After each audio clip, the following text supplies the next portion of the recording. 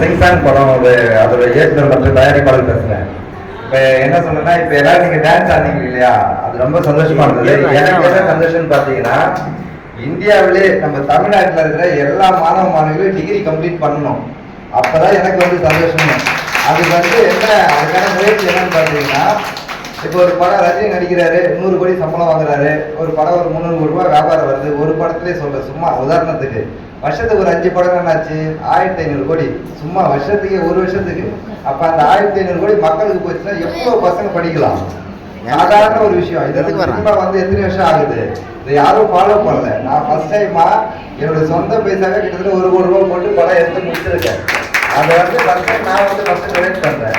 அதுல வேற மொத்த வருமானமும் எல்லா, அதாவது ஏழை பணக்காரன் கிடையாது, பசங்க யாரும் காசு வந்து கல்வியை நிப்பாட்ட கூடாது. அதோட என்னுடைய நோக்கம். அது மட்டும் இல்லாம இந்த படம் பாத்தீங்கன்னா நல்லா தான் இருக்கும், காமெடியா தான் இருக்கும். அந்த படம் வியாபாரத்துக்காக சொல்ல வரல, ஃபுல் நிறைய காமெடி நடிகர் நடிச்சிருப்பாரு. உங்களுக்கு தெரியுமான்னு தெரியல, நார்த் கொரிய அதிபர் வட கொரிய அதிபர் கேள்விப்பட்டிருப்பீங்கன்னு நினைக்கிறேன். அதாவது நார்த் கிம் ஜாங் உன். அவர் பயங்கர ரூல்ஸ் எல்லாம் போடுவார் உங்க நாட்டுல. அதாவது பயங்கர ரூல்ஸ், அதாவது கட்டிங் கூட நம்ம இஷ்டத்துக்கு வெட்ட முடியாது, ஊழல் பண்ணா சும்மா கை கொடுத்து குழியில் இறக்கி கொண்டுட்டாரு. அந்த மாதிரி அப்பேற்பட்ட அதிபர் நம்ம நாட்டுக்கு ரூல் பண்ண வந்தா எப்படி இருக்கும்? ஆனா அவராலே முடியலன்னு ஓடிடுவாரு கதையில. இருந்தாலும் அது ஒரு 3 பாயிண்ட் மட்டும் சொல்றேன். என்னன்னா, அவர் வந்தோடனே நம்ம நாட்டுல ஃபர்ஸ்ட் என்ன ரூல்ஸ் போடுவாருன்னா, ஒயின் ஷாப்லாம் க்ளோஸ் பண்ணுவாரு.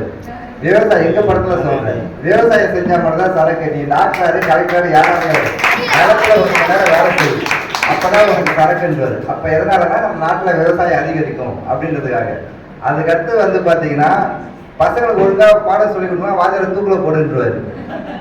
என்ன காரணம்னா, பசங்களுடைய கல்வி தான் நம்ம நாட்டுடைய கௌரவம். இந்த சின்ன பசங்க நாளைக்கு ஃபியூச்சர்ல பெருசா வளர போறாங்க. அவங்களுடைய படிப்பு குவாலிஃபிகேஷன், அதாவது டிகிரி படிச்சிருக்காங்க அப்படி பார்த்துதான் மற்ற நாட்டுக்கார நம்ம நாட்டையே நிர்ணயிப்பான், இந்தியாவில் எப்படி இருக்காங்க ஸ்டூடெண்ட் அப்படின்னு.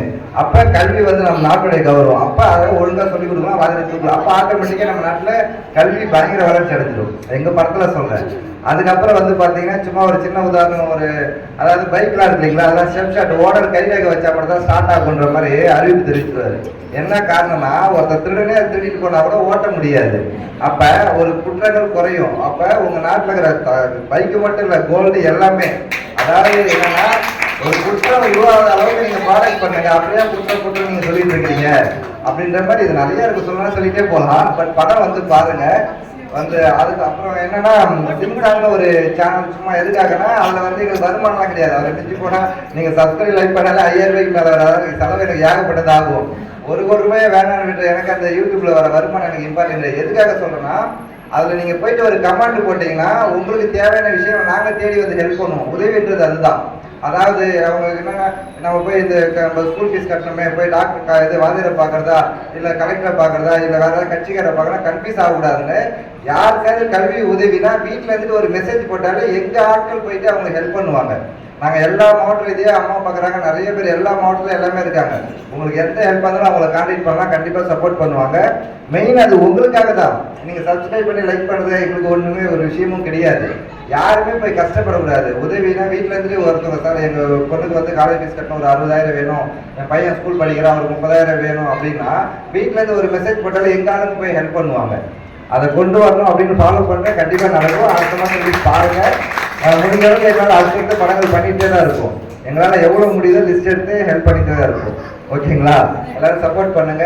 எல்லாரும் நல்லா படித்து நல்ல ஒரு எதுக்காக சொல்கிறேன்னா, அந்த படிப்புலாம் ஏன் சொல்கிறேன்னா, இப்போ எல்லாருமே படித்து ஒரு வேலைக்கு போகிறாங்க, அந்த கட்சிக்கு பின்னாடி சுற்றுறது, இந்த ஓட்டு உண்மையாக ஒரு டாக்டரோ இல்லை ஒரு வாத்தியார், ஸ்கூல் வாத்தியார், போலீஸ்காரெல்லாம் பாருங்க, கட்சி பின்னாடி போய் சுற்றவே மாட்டாங்க. ஏன்னா அவங்களுக்கு இப்போ 1 லட்ச ரூபா சம்பளம் இருக்கும், போய் ஒரு 500 ரூபாய்க்கு நிற்பாங்க, நினைக்க மாட்டாங்க. எதுக்குன்னா, எனக்கே வேலை இருக்கிறேன், ஏன் வரணுன்ற மாதிரி நிறைய நாலேஜ் அவங்களுக்கு தெரியும்.